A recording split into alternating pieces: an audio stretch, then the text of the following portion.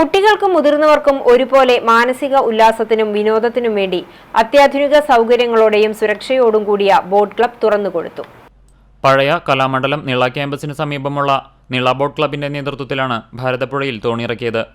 ശനിയാഴ്ച വൈകിട്ട് കഥകളി പ്രതിമ അനാച്ഛാദനവും കയാക്കിംഗ്, ക്ലബ് സവാരിക്കായുള്ള വഞ്ചിയുടെ ഉദ്ഘാടനവും ആലത്തൂർ MP കെ രാധാകൃഷ്ണൻ നിർവഹിച്ചിരുന്നു.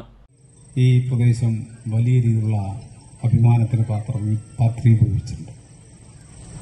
നമുക്കറിയാം, കലാമണ്ഡലം എന്ന് പറയുന്നത് ലോകപ്രശസ്തമായിട്ടുള്ള ഒരു കലാകേന്ദ്രമാണ്. അതിന് ഡീംഡ് യൂണിവേഴ്സിറ്റി ആയിട്ട് അത് പ്രവർത്തിക്കുകയാണ്.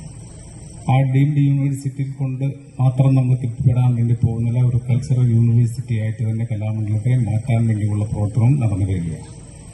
അപ്പോൾ തീർച്ചയായിട്ടും നമ്മുടെ ഈ നാടിന്റെ മുന്നേറ്റത്തിൽ വലിയ പങ്ക് വഹിക്കുന്ന ഒരു സ്ഥാപനം കലാമണ്ഡലം.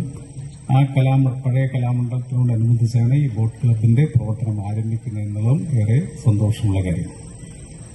നമ്മുടെ ഈ മണ്ഡലത്തിൽ ഏകദേശം 2 കോടി രൂപയുടെ വിവിധ ടൂറിസം പദ്ധതികളാണ് ഇപ്പോൾ നടന്നുവരുന്നത്. അതിലാണ് നേരത്തെ നമ്മുടെ പ്രസിഡന്റ് പറഞ്ഞ 20 ലക്ഷം രൂപയുടെ പ്രവർത്തനങ്ങൾ നടന്നു വരുന്നത്. അതുകൂടാതെ 1.5 കോടി രൂപയുടെ വികസന പ്രവർത്തനം ടൂറിസം രംഗത്ത് നടപ്പിലാക്കാൻ വേണ്ടി വള്ളത്തോൾ നഗർ പഞ്ചായത്തിൽ തന്നെയാണ് തെരഞ്ഞെടുത്തിരിക്കുന്നത്. നമ്മുടെ ഈ നില നദീതീരം തീർച്ചയായിട്ടും നമുക്ക് ഫലപ്രദമായിട്ട് ഉപയോഗിക്കാൻ വേണ്ടി കഴിയണം. നമ്മുടെ നാടിന്റെ ഡൊമസ്റ്റിക് ടൂറിസം വർദ്ധിപ്പിക്കാൻ അത് ഏറെ.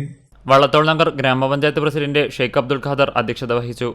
കലാമണ്ഡലം മോഹിനിയാട്ടം പ്രൊഫസർ, കലാമണ്ഡലം ഹൈമാവതി, പഞ്ചായത്ത് ആരോഗ്യ standing committee chairman PA Yusuf, CPM നേതാവ് KK മുരളീധരൻ, പഞ്ചായത്ത് അംഗം Ajitha Ravikumar, boat club MD P Sivasankar, secretary KN Jithesh, Anand Desamangalam എന്നിവർ സംസാരിച്ചു. പ്രസിഡന്റ് PK ഗോപാലൻ സ്വാഗതവും ട്രഷറർ KK ശിവശങ്കരൻ നന്ദിയും പറഞ്ഞു.